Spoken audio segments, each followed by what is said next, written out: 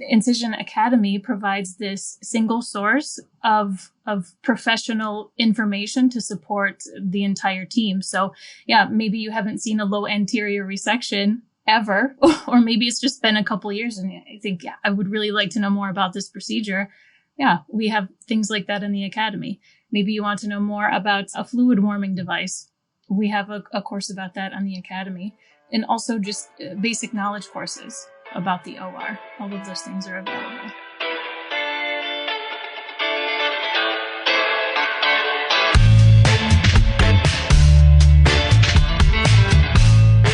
Clock in, scrub up, and join us behind the red line.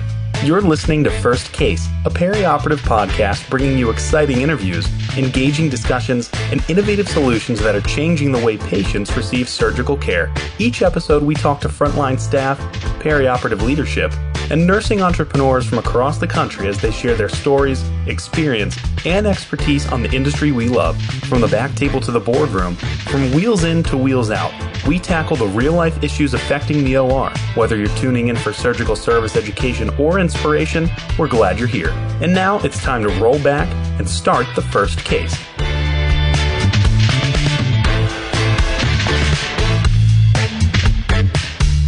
On this vendor spotlight, we speak with April Kessler, Program Chair for the Surgical Technology and Sterile Processing Programs at Owens Community College, Amy Space, a registered nurse and medical content creator at Incision, and Marion Scheer, Surgeon and Chief Medical Officer at Incision. We're going to be talking about technology that will really enhance and make an improvement in education and training of new staff, travelers, and brand new surgical techs and nurses going into surgery from around the world. And we know with this staffing crisis that we're going to spend a lot of time trying to bring up the next generation of surgical techs and scrub techs, etc. So Melanie, I'm excited to talk to them about their academy, their assist, and also we're going to get into just how well this can help them with preference cards. I'm so excited to talk about this. I think that anything that offers a great support structure for onboarding and education and training for anyone in the OR is invaluable. And I'm really excited to learn more about their program and how it can help out the OR. All right. Well, we're going to be right back with Amy and Marion, and also April, to your point, is going to tell us what it's like as an end user for over a year now. So we'll be right back after a short break.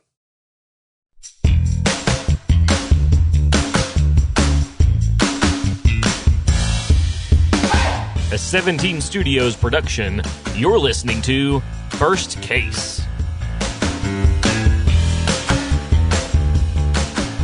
Joining us now is Marion Scheer, Surgeon and Chief Medical Officer at Incision, Amy Space, registered nurse and medical content creator at Incision, and also April Kessler, Program Chair for the Surgical Technology and Sterile Processing Program at Owens Community College. And we're going to be talking about some really innovative ways to look at education and training today. And this conversation is going to be phenomenal. So I just want to welcome all three of you, to the podcast. And I think we'll start with April and have you introduce yourself to the audience. And then from there, we'll introduce Amy and Marion.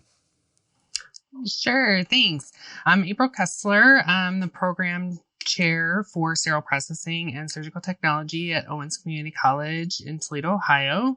I'm formerly the program chair for Northwestern Michigan College in Traverse City, which is where I started with Incision. I've been a surgical technologist for 16 years and I've taught for 15. So I've been in the field for a very long time. I love Incision. I've been working with them for almost a year. So it's been a great ride. And Amy, we know you pretty well from our sister podcast, Beyond Clean. You've been a guest on that podcast before and have done some presentations. And so it's great to have you joining us here on First Case with Melanie and I today. Maybe you could give a little bit on your background as well. Yeah, sure. So I'm Amy Space. I have about 15 years of perioperative experience within the operating room and then also in sterile processing. And I now work for Incision as a medical content creator. helping us maintain our level of quality and ensuring that we're really following best practices and professional guidelines as we're putting content out there for learners. Well, I'll tell you, we're big on content and education here at First Case and really all the brands. And so this conversation is going to be such an easy one for us to have. And it's something to tout about just how you're taking all of that education and training to the next level. And so, Marian, with that, I'm going to have you introduce yourself, and then we'll dive in a little bit and talk about exactly what Incision is doing in the industry. Yes, thank you, Justin. My name is Marianne Schier. So I'm the Chief Medical Officer of Incision, and I am a surgeon. And I joined Incision 6 years ago, and I'm here responsible for all the medical content that we put online on our Incision Academy or in our tool, Incision Assist. Great. So that's what we're going to be focusing on today, Incision Academy and Assist. And I thought maybe you could just start by talking about the platform and the software and how is it designed, what goes into it, and what's the presence, around the globe today in terms of use? Yes. So Incision was founded in 2014 by Theo Wigges, a surgical oncologist. And it started as an e-learning platform, for surgical trainees or residents. So we started creating content, e-learning modules for this target group. It's a combination of video of a surgical procedure and a step-by-step on how to perform this procedure. But going along the way in years, we also added courses for the surgical technologists, for the ODPs, as they're called, or nurse anesthetists. So courses about medical devices, for example. So this is our e-learning platform. And besides that, we've launched a tool called Incision Assist in October last year, which is an app which contains all the protocols and relevant information for the whole OR team to have the best preparation for a day in the OR with all the surgical preferences combined with the protocols and all the information from the medical devices combined in one place. Well, we're going to be talking about those surgical and surgeon preferences because we know how difficult that can be to manage on a day-to-day basis and the changes that goes on. What I really like about your solution is that it's a software as a service, so it's very accessible. Like you mentioned, the app, and then everything is available online. So that means accessibility. And something else that I really heard loud and clear is just this quality aspect to it, because the whole platform was built by healthcare professionals, people who know what it's like every single day. And, I actually have owned a company that was in software development. And, a big part of the success is when the developers really understand the end user's experience and how they can integrate and apply it to their day to day. Because if they can't, it becomes unusable, even if it's a great platform or it's a great tool. And so I love that you built it that way, but also the relevancy and that focus on quality. So let's start by talking about what it was that the healthcare professionals that founded and have continued to develop the platform, what was it that they were kind of suffering through on a day-to-day basis that they needed help with, that Incision said, hey, this is going to make your lives better? Yeah, I think now we all know, all of us on the call and then everyone listening, that there's a staffing shortage around the world in every possible sector. The hospital and perioperative services are no exception. So it could be situations where if you have a department educator, the educator is being pulled in as a staff person. You have burnt out preceptors. You have a lack of appropriate preceptors. You have staff that are being pulled in different services that they've never worked in before. So Incision Academy provides this single source of professional information to support the entire team. So yeah, maybe you haven't seen a low anterior resection ever, or maybe it's just been a couple years and I think, yeah, I would really like to know more about this procedure. Yeah, we have things like that in the Academy. Maybe you want to know more about a fluid warming device.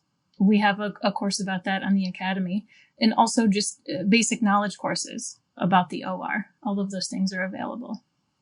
On the college end too, for us, we needed other avenues to teach students more interactive material.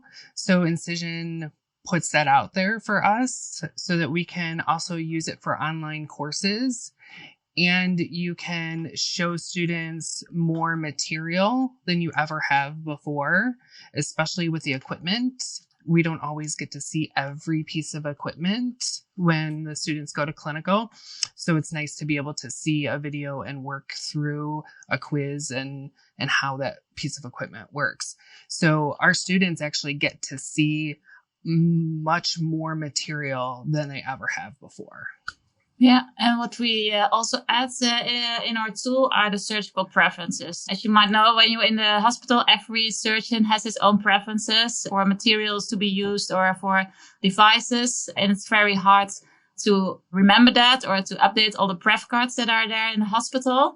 And also for travelers who are coming to a new OR, a new environment with all new surgeons and their habits, it's not easy to remember it at once. So when you have just a tool at your fingertips showing for every surgeon his or her preferences, it's really helpful in the onboarding and really being up to speed at a very easy way. I cannot tell you how critically important it is as somebody who's been in the OR to know those preferences and to have preferences that not only are written down somewhere, but are actually up to date. Because how many times have we dealt with preferences that are they mention things that we haven't done in 5 years because the preference cards haven't been updated. So having up-to-date information, knowing what your surgeons want is crucial to success, not only for your personal success in your own OR, but also for the patient's case and for the patient's care. April, I actually wanted to go back to something you were talking about. You said that you were using it preemptively in your clinicals for your students. How has that helped your students? How has that set them up for success going into the OR? How have they said that they felt by seeing this stuff before they ever even get into the operating room? So the material is rather challenging. Some of it is meant for medical students. So the students at first kind of grumble about it. Oh, this is, really difficult. This is really challenging. But my current class that has been using it for a few semesters are actually testing on medical school knowledge at anywhere from an 87% to a 90%. So, you're going for an associate degree and you're testing really high on medical school knowledge, which is phenomenal. But when they go into the clinical, they did feel much more comfortable, especially with different types of equipment that they didn't see, and they could troubleshoot issues with equipment if something went wrong. And they felt, kind of like, oh, I know some things, I feel comfy, right? And if a preceptor came in and say they do ortho most of the time and they're in, GYN and kind of out of their realm of possibility, because they had seen those procedures through Incision, they felt a little bit more comfortable that they could navigate with just a little bit of help from the preceptor. So it helped them build those connections with preceptors a little bit better and, preemptively learn those procedures. I think that's really cool. And I know that in my role as the manager in an OR, I was responsible for a lot of that onboarding and orientation and training. And we didn't necessarily do every procedure, or we wouldn't necessarily have while they were doing their orientation, or if we had students coming in for clinicals, they didn't always get to see everything. So having something that you could log back in and look at and watch and be like, oh, that's what that is. Or maybe you had questions about it in more detail, and so you want to go back in and look and learn more. Having an opportunity like that, I think, is huge. Amy, I want to ask you about, in that same vein, when we are onboarding new staff and we're bringing in new employees, whether they're travelers or they're brand new, tell me more really about how we can put a program like Incision to use to train our employees to really make them really set up for success when they come off orientation. Yeah, I think you can set up curriculums yourself within Incision for your team, whatever best would fit your team. That's also something that we can do. And we do have some pre-made curriculums. For example, April was talking about her students. We have a curriculum that follows the AST guidelines in the teaching format. But then, so you can kind of structure it to help your team, or you can simply use it as an on-demand or as-needed resource for them, which is one of the really cool things about it. I was thinking way back when I was a new nurse, I would have loved to have been able to, okay, at the end of the day, I separate from my preceptor, but I'm preparing for the next day. And I would love to know more about these procedures that I'm doing the next day. So, okay, see you later. I'm going to sit here and I'm going to learn more. I'm going to access the academy and I'm going to watch some of these procedure videos or device videos. Yeah, because I think, as you know, Melanie, there is little to no perioperative education in most nursing programs. So it's like, yeah, a whole new world the first time you walk into an OR. I think that's huge. Yeah, Amy, I mean, I agree. I did not have any training whatsoever in the operating room. I just did a shadow. I think it was my senior year, first semester, and I spent not even maybe 4 hours. And it was more of a, hey, see if you like this for when you graduate. And even then, think about the anxiety it is for somebody new, surgical technologist, nurse, whoever's going into the operating room, that lack of knowledge and then just that environment. I mean, it does take a special personality, but I think you really started this whole section off well by talking about the staffing issues. And so, we lose people early if we're not able to support them that are probably interested, but don't quite have that type of confidence and personality to be able to survive on their own just by the virtue of their nature as a person. So having something that can build their confidence, that can give them a resource and get them through that period of time of high anxiety until they're comfortable and they've seen a lot of things experientially. I mean, that's so critical. And I think we tried to handle it in the past by having educators to be there. And, we have preceptors, all these different structures in place. But again, that requires bodies. It requires people. And so that now that we're in this shortage, you can have that position posted or somebody might want it. But a lot of times educators are just getting pulled into making sure that the patient gets the care that they came in for that day. They're not even able to operate in that role anymore. And so at least having a technology that would be an adjunct to that when those demands are placed on us in the operating room, I think is so critical. And we've been talking a little bit about the two different aspects of this, right? There's the academy and then there's assist. And assist kind of gets a little bit more into the day-to-day operations, where the academy is really the component that focuses more on training. But the one thing that Marion, you and I talked about as we prepared for this was a concept I'd never really heard about. And I know it's the basis of kind of how this has all been developed. And it's the 5 moments of need framework. Can you describe to us what that framework is and what it means? Yes. Well, the 5 moments of need is actually a framework was conducted by Mosher and Cuthbertson. And it is describing the 5 moments of when people learn. So when you are totally new to a topic, you start by learning new things. And we all know that when you are going to a training or read something or learn something, you have a steep learning curve.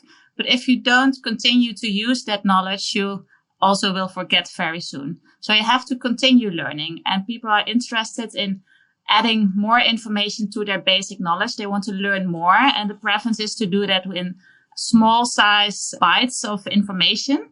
That's the second phase, actually, learning more. So you are deep diving in a topic that you already started to learn on, but you want to know more on. But really stop forgetting and continuing learning is when you apply your knowledge. So you apply the knowledge that you have gained and apply it in your daily practice. And that's the third phase. And when you are applying it, you have the right information available at your fingertips at the moment that you need it. That's where Incision Assist comes in, actually.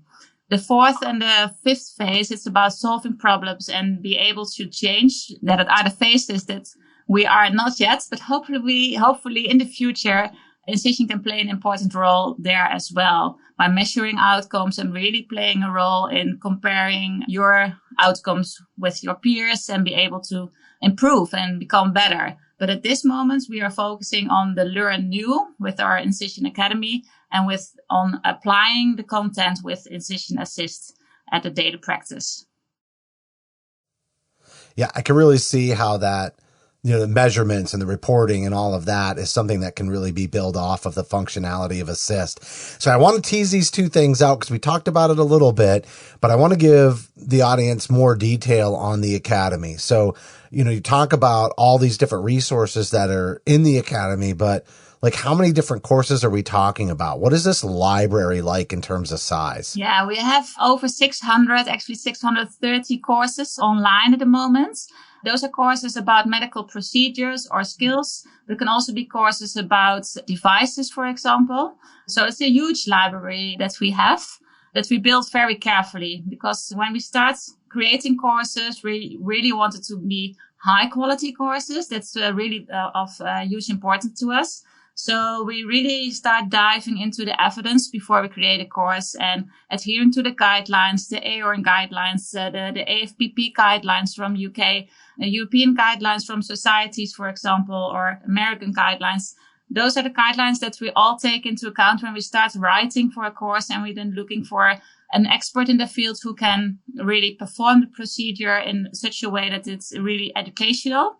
And we spend a lot of time in getting the correct footage that's really clear of all dirty causes in the way, or the instruments at the moments that you don't want to see them because you want to see the anatomical structures or heads that are getting in the way. Really spend a lot of time in getting the correct footage, and then in the editing process as well.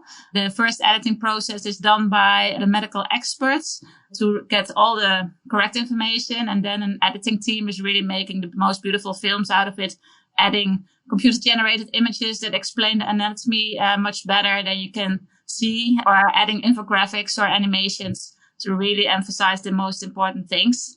So we spend a lot of time in creating our course material, and I'm very proud that this also has been recognized, this quality. So we are accredited, for example, by the Royal College of Surgeons of England, and also endorsed by other colleges as well. So yeah, this quality is something that we really think is making us special in this field of medical education. So April, Marion just talked about mapping this to the guidelines. And again, something that was kind of described to me was mapping it to AST and ASA core curriculum. So for somebody who is preparing surgical technologists to get certified and enter the field, how much does that make your job easier and allow you to kind of build your curriculum in alignment with this tool to make it easier? It makes it immensely easy, because then I can show ARCSTSA, our accrediting body, and KHEP. Our KHEP is our accrediting body. ARCSTSA is our line through KHEP, how exactly that we are meeting our curriculum and what tools we're utilizing. And sometimes we need to learn a specific surgery and we may not have time in class to get to it. And that's where Incision is phenomenal, because the students can do those modules at home. And they're integrated directly into our learning management system, our LMS.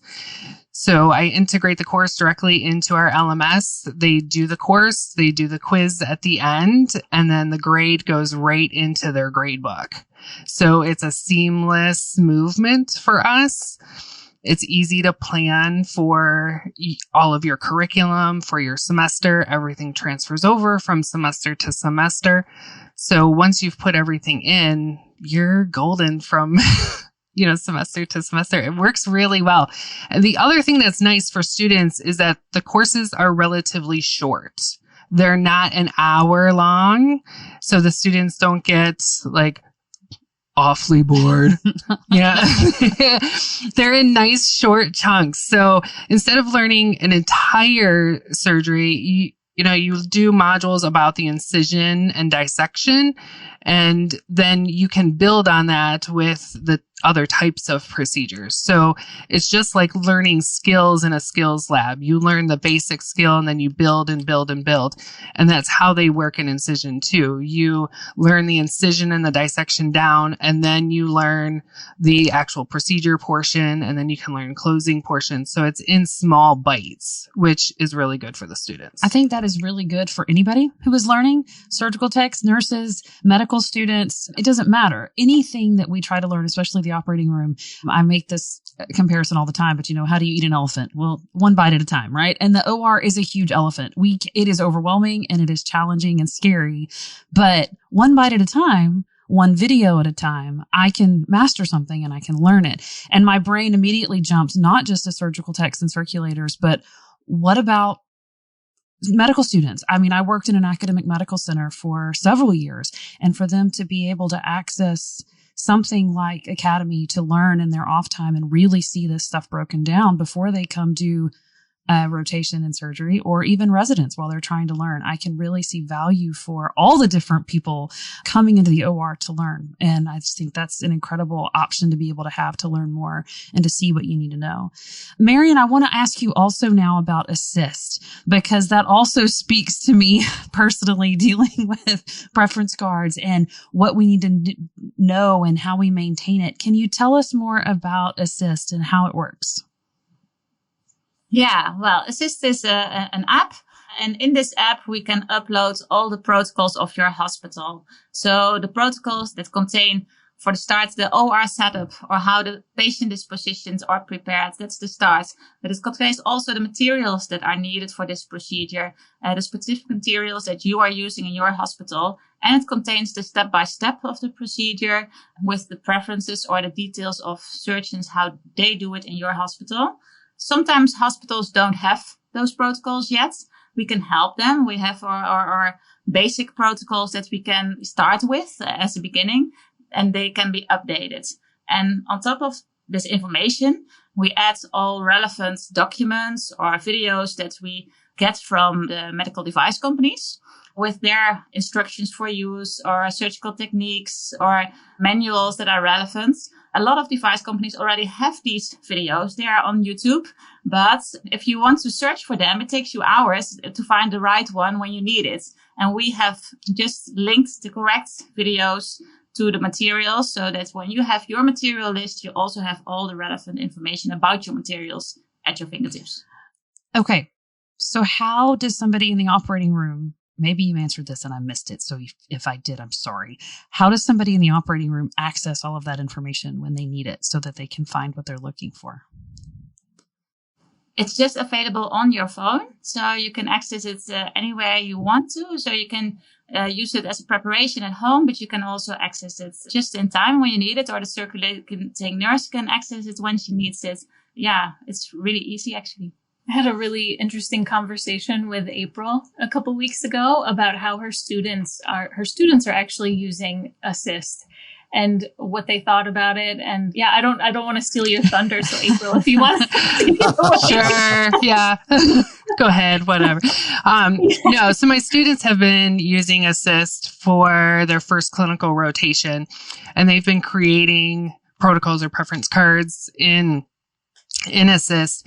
And what's been nice is that at their clinical sites, they get the same thing that everybody else does. Oh, this preference card hasn't been updated in 15 years. You don't need anything that's on there. We're going to go pull a whole new case. Okay, that doesn't help me. So they've created over 50 preference cards in a little less than 10 weeks.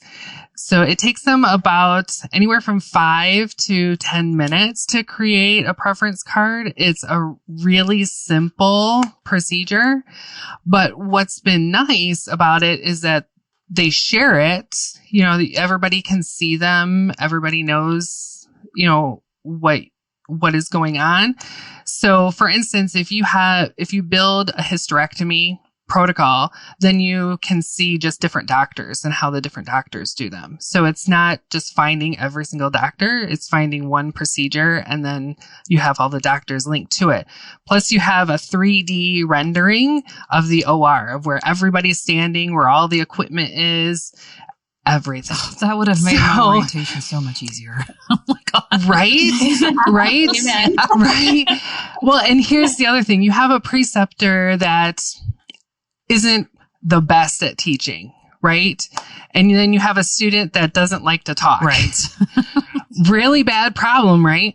So if you have Assist and you have pictures of back tables and setups and what you want, you can load that onto the monitors, and the preceptor can say, recreate this. Oh, that's nice. Right. And they don't have to talk then back and forth. That immediately starts, you do this, you recreate it. I just have to watch for your aseptic technique and any problems. So immediately the student knows what to do, and they don't have to do a teachy thing, and they don't have to, start awkward conversations.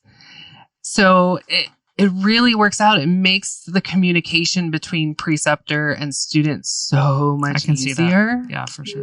Yeah, I really can relate to that. When I was a surgical trainee, sometimes it was very confusing that every surgeon did a procedure in a slightly different way. And it's really hard to capture it. Everyone was keeping their own booklets with notes. But for example, about trocar positioning, I was used to do it in a certain way with one surgeon, and then I did the exact same with another surgeon. And this one would say to me, "What are you doing?" I said, "Yeah, I'm placing the trocars in this way." "Why would you do it that way?" "Yeah, because the other one told me to do so." And it's really confusing. But if you have that, you don't feel this awkwardness anymore. And also, at some point during your traineeship, you don't want to ask the stupid questions anymore. Right. So, yeah, it really feels nice to be able to check on how does this surgeon wants it, or how should I do it? Oh, yeah, for sure. Yeah. So we had a student that had been doing preference cards for one specific specialty, and then she had a preceptor that came from a different specialty and didn't know that specialty that she was working in. And so she showed her assist and showed her everything she'd been doing.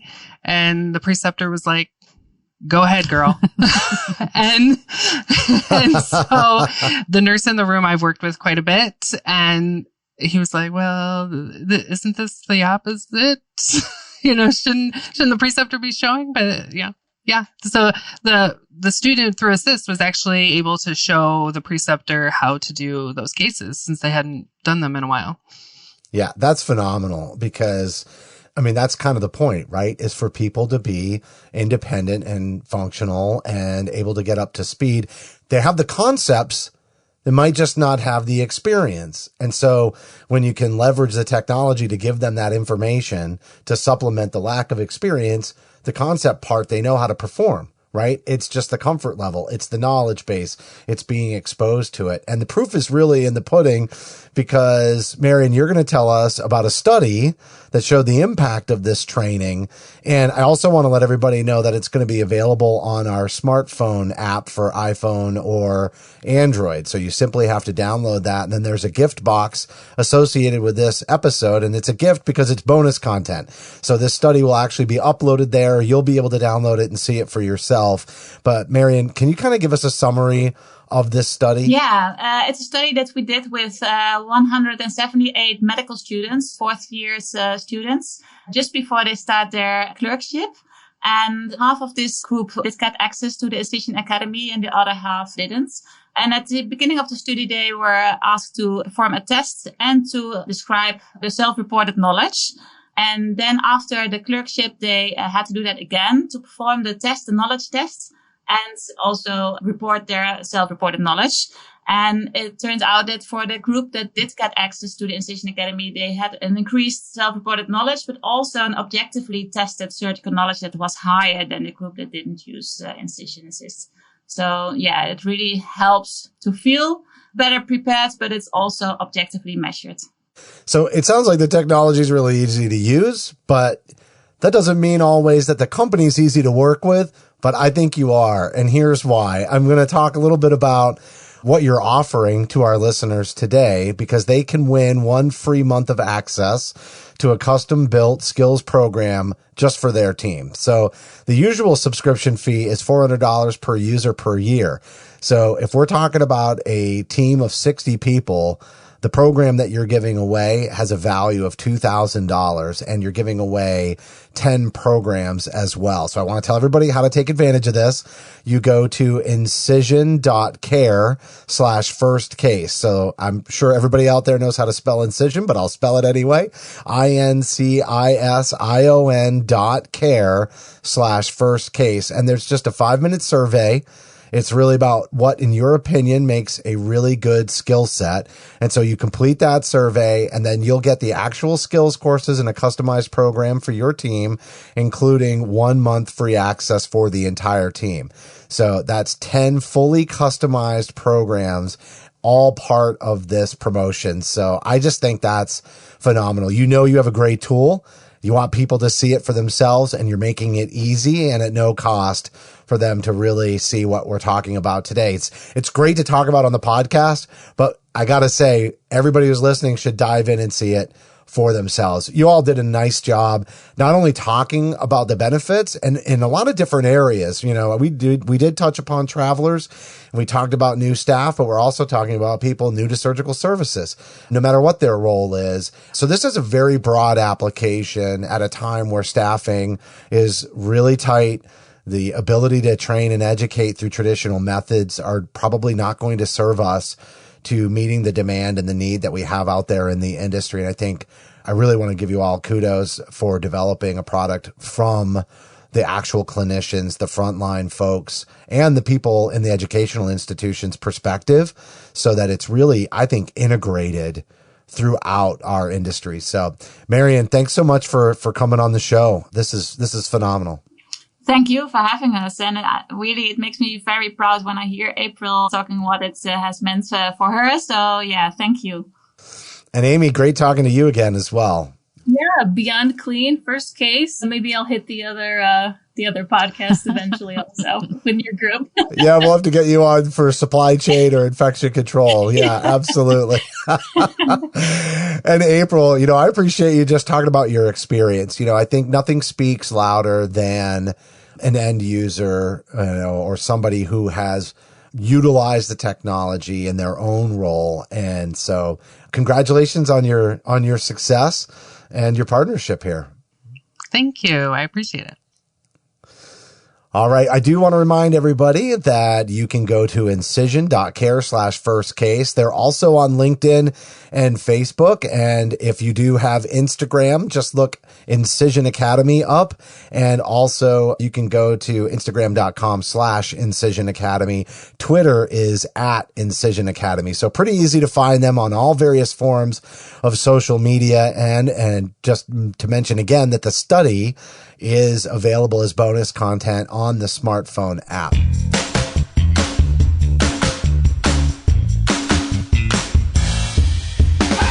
That was April Kessler, Program Chair for the Surgical Technology and Sterile Processing Program at Owens Community College. Amy Space, Registered Nurse and Medical Content Creator at Incision. And finally, Marian Scheer, Surgeon and Chief Medical Officer at Incision. And I think the biggest takeaway for me, Melanie, on this one is not only the innovation around education and training, but really the quality that makes it so impactful. And I'm talking about the fact that they really put a lot of time and thought and production into like 3D, like inlays and animations and anatomical models. For somebody to really see what it's going to be like when they're in the operating room, I think they need to see it in 3 dimensions. And so obviously a lot of thought put into the quality of the education. Absolutely. I saw this product in action at AORN back in April of this year, and I was blown away by the quality of the videos and the information that they provided and how clear everything was. And you really did feel like you were in the OR, learning and watching and seeing this stuff in action. So yeah, I think they've done a fantastic job with the quality of what they've produced, and seeing it firsthand, I know I was really impressed with it as well. Yeah, ease of use to accompany quality and accessibility. I love the fact that there's an app. So I do want to remind everybody about the promotion. You just go to incision.care/firstcase. You take 5 minutes and submit a survey about what, in your opinion, makes a really good skill set. And then you get 1 month free access for the entire team and 10 fully customized programs. Pretty significant there. Follow them on social media. You can find them on LinkedIn and Facebook. Instagram is Incision Academy. Twitter is @Incision Academy. And don't forget to download the study that was referenced by Marian at the end of this conversation today by downloading our smartphone app for iPhone or Android, and then click on the gift box for bonus content. That's going to do it for this vendor spotlight. But as a reminder, you can help support First Case by subscribing on Apple, Amazon, or Google Podcasts. We're also on Stitcher, iHeartRadio, Spotify, or search for First Case on your favorite podcast application. As I mentioned, for this episode, there's bonus content, so you just got to download that smartphone app for iPhone or Android. But while you're there in the app marketplace or the app store, we'd really appreciate a rating and review because your feedback is important to us here at First Case. And on behalf of Melanie and myself, thank you for listening to this Vendor Spotlight on First Case.